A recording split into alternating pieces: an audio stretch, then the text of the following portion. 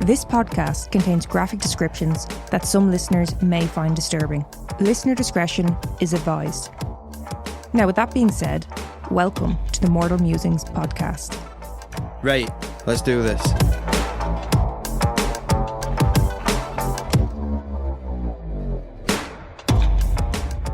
So I remember this one time Neil went for an eye test and I was sat in the room as he was getting it done. And at one point, I think the receptionist called in to ask the optician something. Yeah. So she was like, "Oh, I'm so sorry, I'll be back in a minute." She walked out the door. Neil lifted that thing like away from his face, you know, the big fucking magnifying yoke, whatever you call it. And he leaned forward to look at the... I got up. I got up out of the chair. To look at the thing on the wall, that, you know, like the test. And I'm like, "What are you doing?" He's like, "I'm getting the answers." I was like, "What do you mean you're getting the answers? You're about to pay a few £100 for glasses, and now they're not going to be correct because you're not being honest about the capability of your eyesight." But yeah, I don't want to hear. I don't like to lose. That doesn't make any sense. The fuck is wrong with you? look, it doesn't make sense now, but at the time, I thought it made sense. It absolutely did not. It does not. It will not. I didn't want glasses. But you needed them. I mean, that's one of the most absolutely outrageous things I've ever witnessed in my life. Like, how dare you? I think what's even better is when I got halfway through it, I'd forgotten. Like, what the fuck? Can't you remember? She said, "Right, can you?" She came back in and she said, "Right, can you read the letters on the wall?" And confidently, I was reading them out as if I could see them. And then it got to the point where I couldn't remember them. So then I was actually really trying to fucking see them.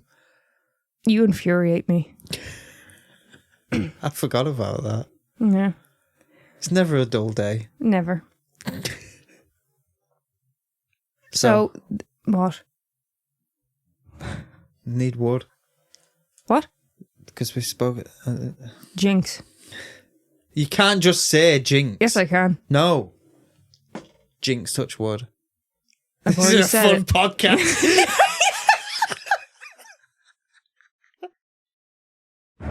Hey Murderitas, I'm Danica. And I'm Shannon, We are the mother-daughter hosts of Murder and Mimosas. a true crime podcast that strives to focus on lesser-known cases. We personally think these episodes go down a little bit better with a mimosa. You sip, we share. So grab yours and get ready because every Saturday at brunch time is a new episode. You can listen to us on any podcast platform.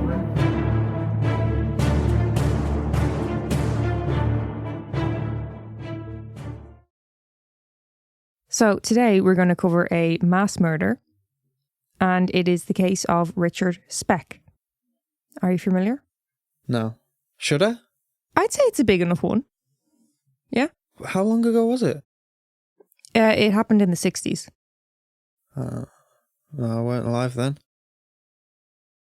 So, Richard Benjamin Speck was born on the 6th of December in 1941, and that was in Kirkwood, Illinois.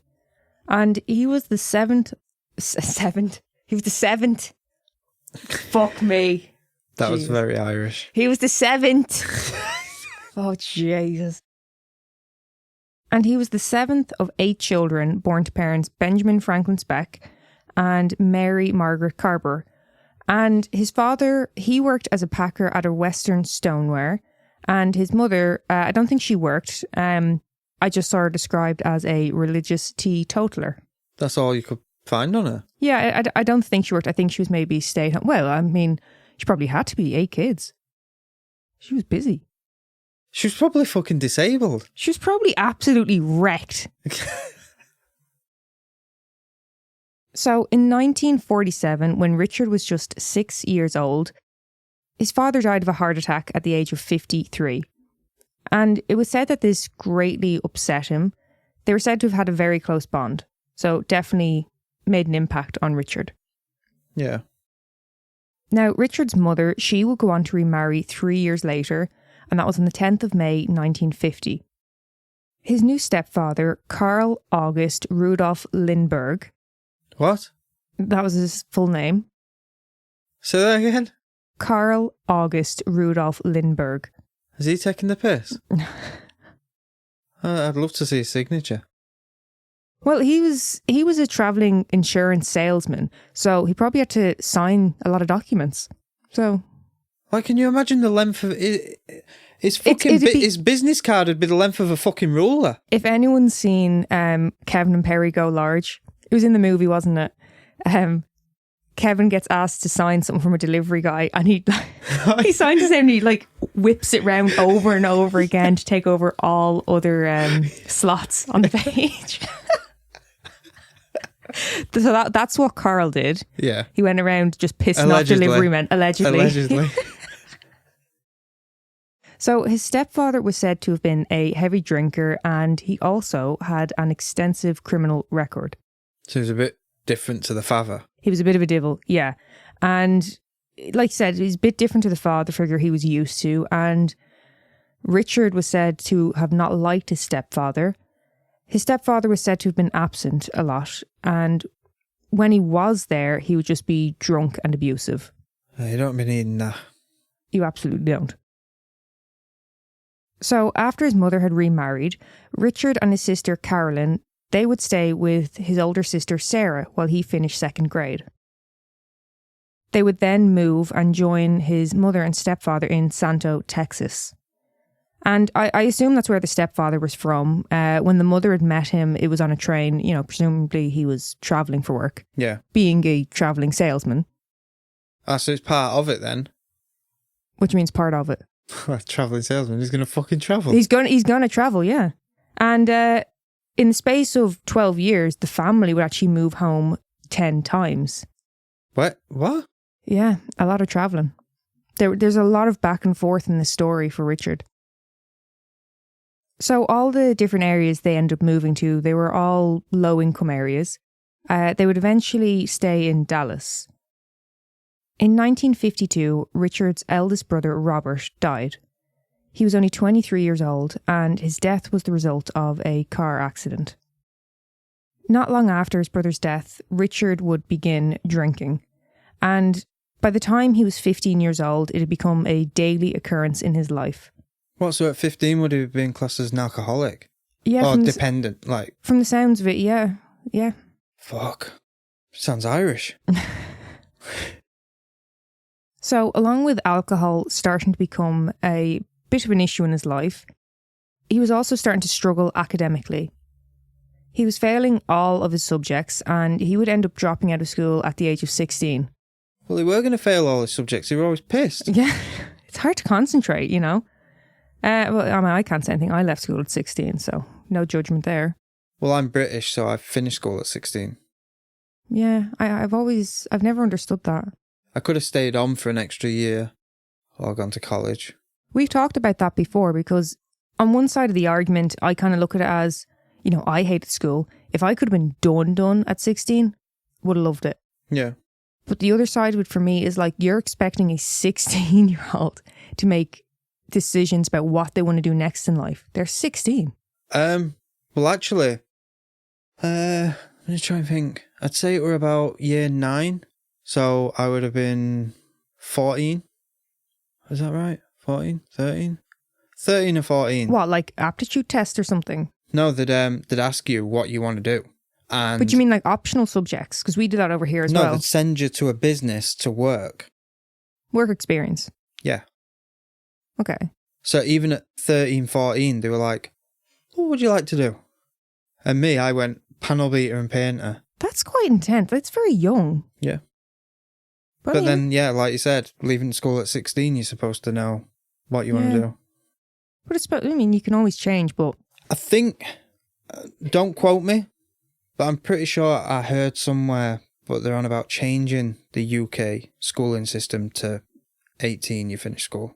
I'm sure I heard that somewhere. Yeah. As far as I'm aware, it's the most common. Like in majority of countries, it's 18, as far as I'm aware. So, getting back to Richard, at this stage, it had been a tough few years for poor old Richie. His father had died, his brother had also died, and from the sounds of it, his mother had married a right arsehole. Yeah. He also doesn't seem to have any stability in terms of a solid home base. You know, he's also dropped out after struggling in school and he's now an alcoholic. Yeah. Oh, yeah. And you No said good. about him moving how many times? 10 times. In the space of 12 years, they had moved home 10 times. Yeah. So he had no mates. Because any mates he made, they moved and he had to start over. Yeah. Yeah. Yeah, it's pretty tough. Yeah. So moving on a few years, now in 1960, Richard was working at a bottling factory for 7-Up. And he would work there for 3 years. Now, in 1961, Richard, now 19, he met a 15-year-old by the name of Shirley Annette Malone. Now, after only a few weeks of dating, Shirley fell pregnant. Wait, a few weeks? A few weeks, yeah. So, I'm sensing there could be an issue with that. How rapid that would have to be for you to think, I need to take a test to find out if I'm pregnant. 3 weeks? Like, what's the average? let's say a few weeks. Yeah, few weeks. That's 3 weeks. Well, it's just a few weeks of dating, so maybe beforehand they'd been Oh, okay. fucking. So, with them now expecting a baby, Richard and Shirley would marry only a few months later. I thought you were 15. Yeah, she was. How do you get married? I'm pretty sure you can get married if your parent or guardian agrees to it, as far as I know. What? I Yeah. never knew that. Yeah. Now, again, this is 1961. It could have changed since then, you know. Yeah. I think in Ireland, if you're 16 and over, with parents' permission, you can get married. That's I think it's the insane. same in the UK. That's insane. The couple moved in with his sister Carolyn and her husband. And now separated from the stepfather, Richard's mother was also living there. On the 5th of July 1962, Richard and Shirley's daughter, Robbie Lynn Speck, was born. So, you know, he's now married, he's got a daughter. You'd think, you know, But it's going good. It's still an alcoholic. Yeah. Yeah. No, I thought you was going to say everything's fine and dandy. But No, it's, but you it's think- still an alcoholic. He's still an alcoholic, but you think, you know, maybe there's some good in his life. You know, Yeah, at least he's got some sort of stability. Like, yeah, but that's what you think. But you would be wrong. okay. Richard wasn't actually around for the birth of his daughter. He was currently serving a 22-day sentence for disturbing the peace after boxing the head off someone. Sounds like yourself. It was actually worded as a drunken fight, but I thought boxing the head off someone sounded funnier. Yeah, sounds like yourself. Well, you know, maybe there was a bit of Irish in him. Now, in July 1963, Richard was convicted of both forgery and burglary. Now, what he had done was forged and cashed a co-worker's paycheck for the amount of $44. In the 60s. So that's... Yes. Do you know what that'd be in today's money? Let me check. I think it'd be a fair bit. Yeah, so if you were to convert that to today's amount, it's like a week's pay. It's, I think, as far as I make out, it's about $450. So he's being a bit of a devil. Yeah. Now, as for the burglary, from a supermarket, he stole cigarettes, beer, and $3, which is roughly $30 worth today. For this, he was sentenced to 3 years in prison. Fuck! What do you mean, fuck? Forgery and robbery? Yeah, but it weren't armed robbery. No, it wasn't, but he's still being a bit of a devil. But yeah, no, he was sentenced to 3 years in prison, but he was released on parole in 1965 after serving 16 months in the Texas State Penitentiary. So again, you'd kind of think, you know, he's kind of got off a bit easy there. 16 months, Yeah. you know, also he's got his daughter. You'd think he's delighted to see her. No, he was back inside within a week's time. Within a week? Yeah, for fuck's sake. Richard, come on. So he was arrested on the 9th of September 1965. Neil, care to venture a guess? We've had disturbing the peace, we've had forgery, and we've had burglary. Right, so we've had fighting, forgery, burglary. Smoking, drinking and fighting. Indecent exposure. He got his lad out. No. In the car park of an apartment building, he attacked a woman with a 17-inch carving knife. Well, that's escalated. A little bit, just a tad. So he just ran. She started screaming and he just legged it, right? The police arrived shortly after the incident had taken place and they found Richard not far from the scene. So after that arrest, Richard was convicted of aggravated assault and sentenced to 16 months along with the sentence for violating the conditions of his parole. See, that I have an issue with. So forgery and burglary, he was sentenced to 3 years and he served 16 months. And then how long after? How long was he out? A week. A week. So a week later, he attacks a woman with a knife and he gets 16 months. Yeah, I do agree with you there. That's a little bit off. Especially with priors. It doesn't make any sense to me. And it's not like it's a different state, different county. It's the same place, isn't it? Yeah. Yeah. So, yeah, like I said, he was sentenced to 16 months along with the sentence for violating conditions of his parole. But due to someone's fuck up, it was some kind of error in the paperwork. He was released on the 2nd of July, 1965, after just 6 months. Fucking hell. Yeah, so he just served the sentence for violating his parole. Now, after his release, Richard got a job as a delivery driver, but he was sacked after 3 months. He had had 6 accidents in the company truck and also didn't bother showing up for work. Now, he wasn't actually sacked for the accidents in the company vehicle. I was going to say, he definitely weren't a good driver. Yeah, but no, they weren't bothered about that. It was just because he didn't show up for work. That was like, no, you're 1 foot over the line, Richard. I think the best excuse I've ever heard for someone not showing up to work was, I can't come in, I'm still pissed. I'm still pissed. Yeah. Now, that was someone we worked with. How he got away with it, I will never know.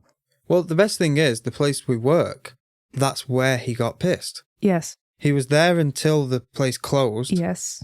And he was supposed to be in at 6 a.m. Yeah. The next morning. And he rang up and went, I can't come in, I'm still pissed. And he still works there. It's insane. There's no words. There's really not. If I was the manager who answered that phone, I'd be like, are you taking the piss? Honestly. Like, is it April Fool's? Yeah. What is...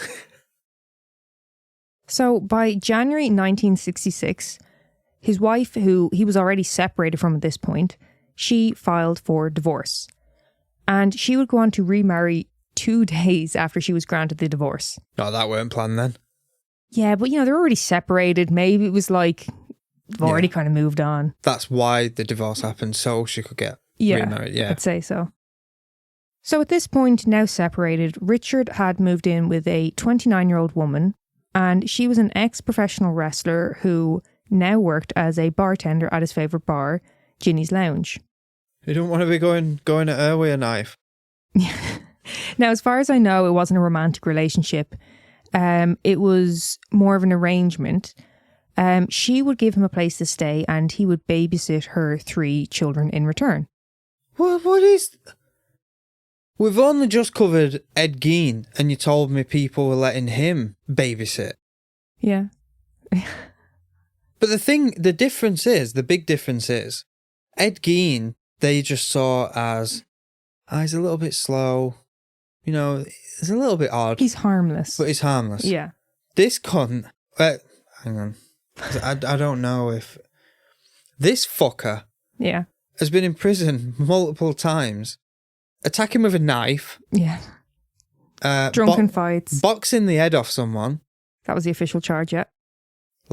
And is an alcoholic. Yes. So, keeping with what you're saying now, at the same bar where she worked, Richard stabbed a man with a knife and was charged with aggravated assault. For fuck's sake.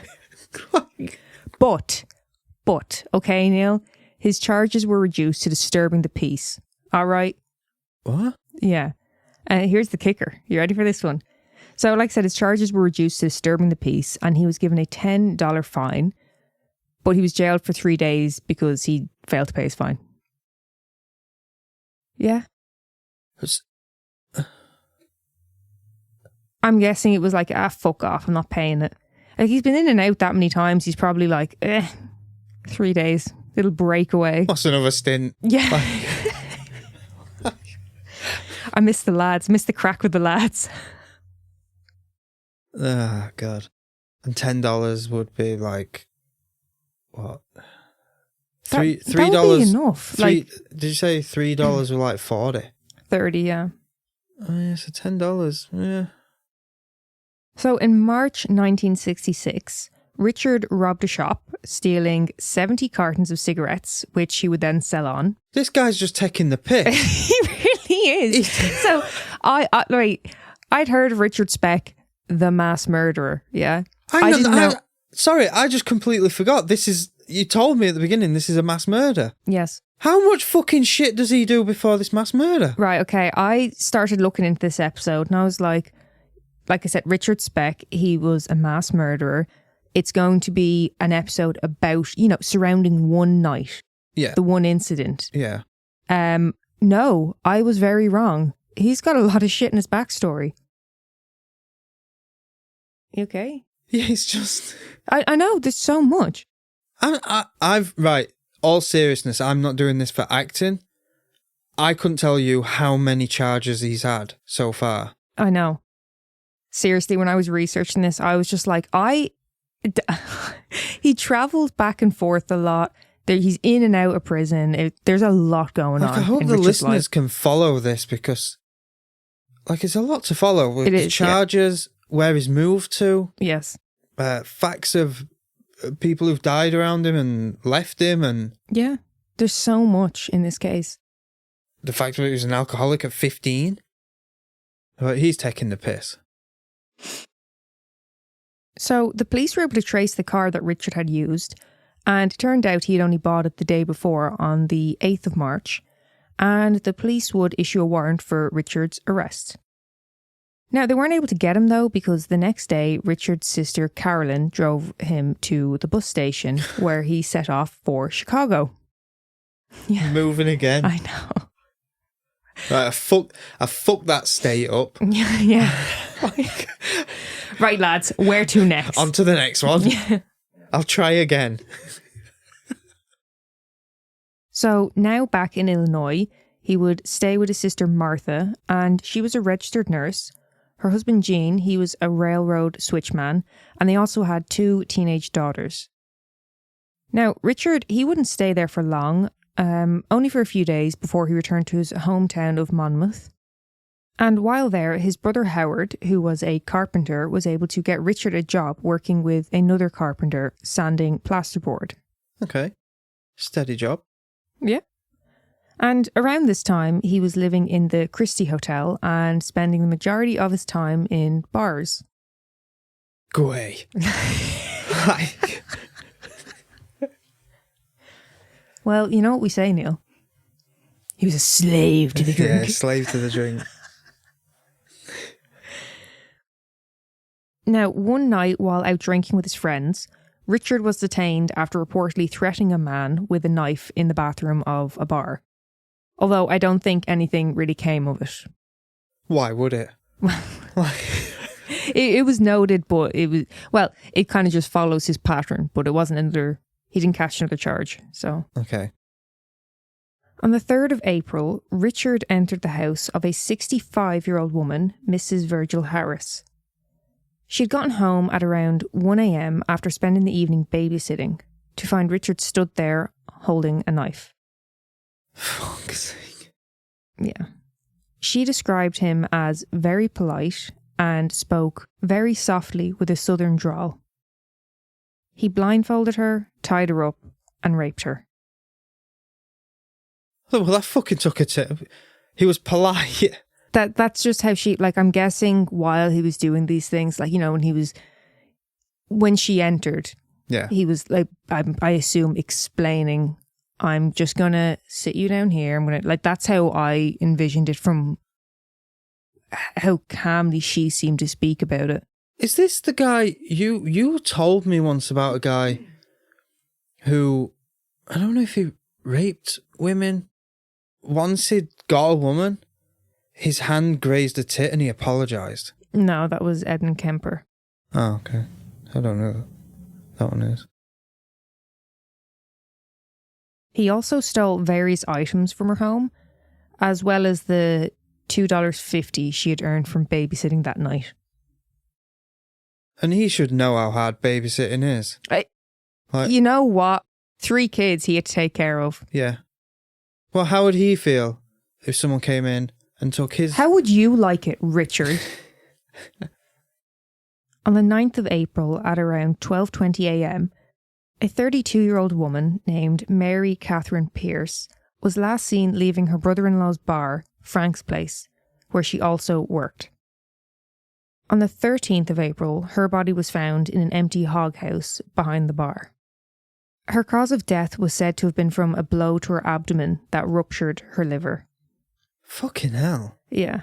Now, Richard was often seen at Frank's Place, and he'd also helped build the hog house months before.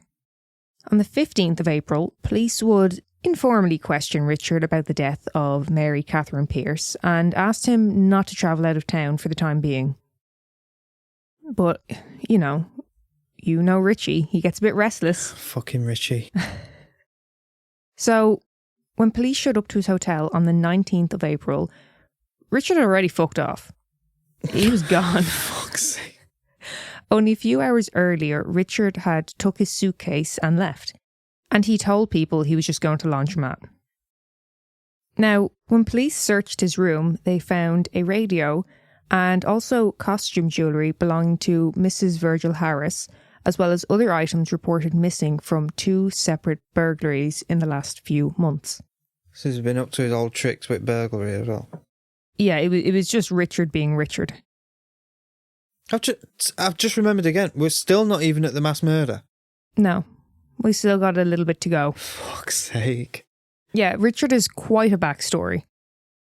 So, after that close call, Richard headed back to Chicago to his sister Martha's home. You know, like you said, he's back and forth all over the gaff. Don't his family member, like, so when he's going back to a family member, aren't they going, why can't you sit still? Have you got worms? Yes, exactly. So, like I said, he's back and forth. So, he's now back at Martha's home. And very shortly after arriving back in Chicago, Richard's brother-in-law, Gene, suggested that Richard apply for the US Merchant Marines. So, obviously at this point, Martha and Gene are like, get it together. Like, pull your fucking socks up. Come on. So, on the 25th of April, Gene took Richard to the US Coast Guard's office to apply for a letter of authority to work as an apprentice seaman. Now, this process included a physical exam by a doctor, as well as being photographed and fingerprinted. Ah, he's fucked. Well, just they're on file there now, aren't they? Well, he's obviously not going to pass a medical. He'll have been pissed when he went for the fucking exam. Well, he must have passed anyway, because he started working pretty much instantly, joining a crew of 33 others. Now, Richard's first venture didn't last long. It started on the 30th of April, and on the 3rd of May, he had to be evacuated by helicopter to St. Joseph's Hospital in Michigan. And that was for an emergency appendectomy. That, appendix? Yeah. Okay, so we got one what's not his fault. It's not his fault. No, can't help that. But it is just another thing, another back and forth with Richard. Once Richard was discharged from the hospital, he returned to Martha's home in Chicago to recover following his surgery. Like, Martha's just like, this fucking guy. Like... You know what she kept thinking? It's fucking Groundhog Day. Yeah. He just won't fuck off. So once Richard had recovered, he returned to work on the 20th of May. This stint would last until the 14th of June. Do you want to place your bet what went wrong this time? Who's he decked? He's knocked someone out. I was wrong when I said he got his lad out. I'm going to play it safe. He's boxed someone. He's beat someone up. Richard had gotten drunk, and after an altercation with one of the boat's officers, he was put ashore the following day. They're like, get the fuck off. Right, we're done. He's acting the bollocks nail. So, after he was fucked off the boat, Richard would stay in a doss house, and if you're not familiar, it's just very low cost accommodation, usually with shared bathrooms. And and they're usually like a room with maybe bunk beds or something. What we class as like hostel. Kind of like a hostel, but I think it was cheaper than that. Again, it was like You can't get cheaper than a hostel. So that was in Chicago, and he stayed there for about a week before catching a train to Michigan. What's Michigan done to him? The reason he travelled to Michigan was to visit Judy. It was a friend of his. She was a 28-year-old nurse who he had become friends with during his stay at St. Joseph's Hospital. And Judy seemed to be a very sweet person. She to take him in after just, caring for him for a while in the hospital. Yeah. She also gave Richard $80 to support himself until he found work. So fucking hell. Judy's a saint. We love Judy. Yeah. So after his little visit with Judy, Richard travelled back to Chicago again to stay with Martha. Martha again? To stay with Martha again. Right, do you know if I was Martha her? again. Right, do you know if I was Jean? We're fucking moving. Yeah. Don't forward the address. I fucking had it up to here with this shit. They did seem to be really good to him though. Like they took him in after, his surgery to recover, and even like getting him, like trying to be like, right, come on, get up, let's go, we're going to bring you down. You know what I mean? Right. I don't condone murder. But if you was going to twist this case to he's not the killer, they Jean. are. They was like, we're fucking killing him. Even when it was Richard, I knew it was Jean.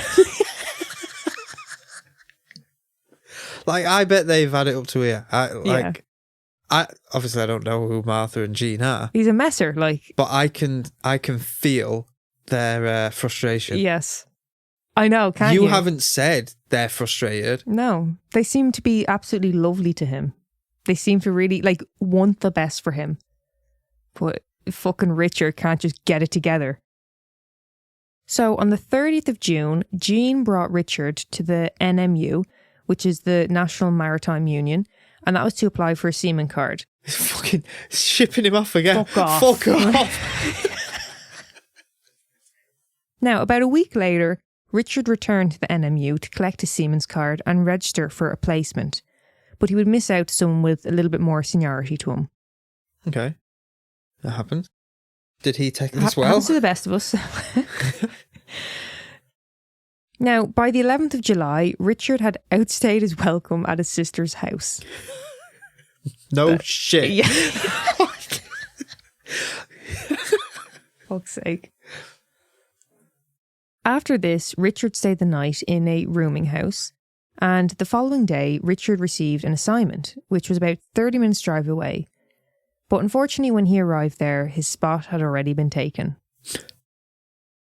So he was driven back to the NMU, which by at this time was now closed for the day. Fuck. Yeah. Jeez, the amount of back and forth. He was used to it. I suppose, yeah, he's a well-travelled man. Yeah.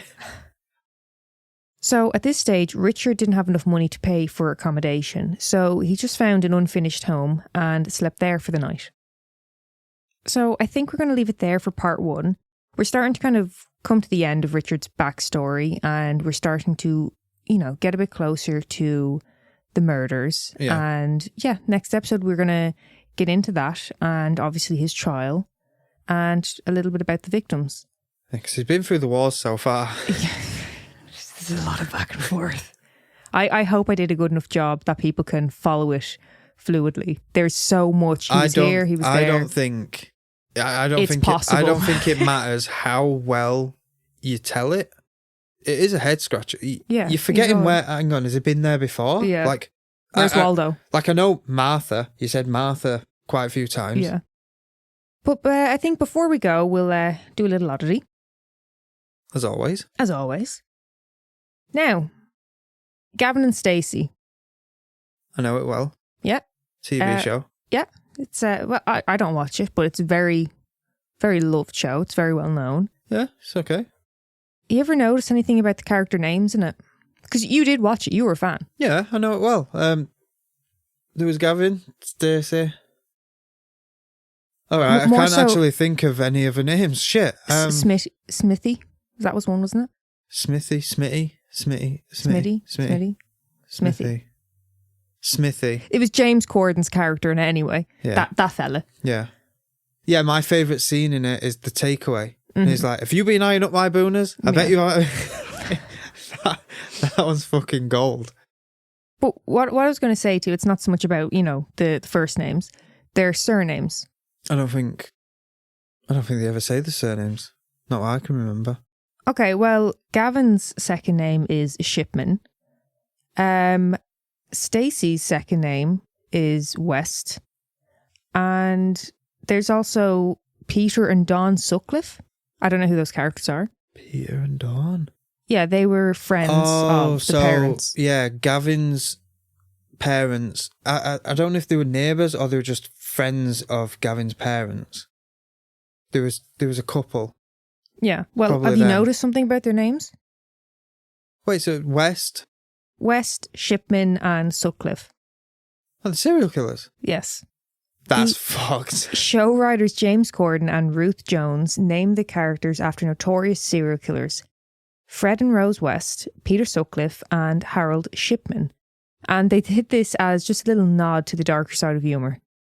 Right. I can't stand James Corden, but that's brilliant. Yeah, I'm not a fan of his, but I That like is especially brilliant.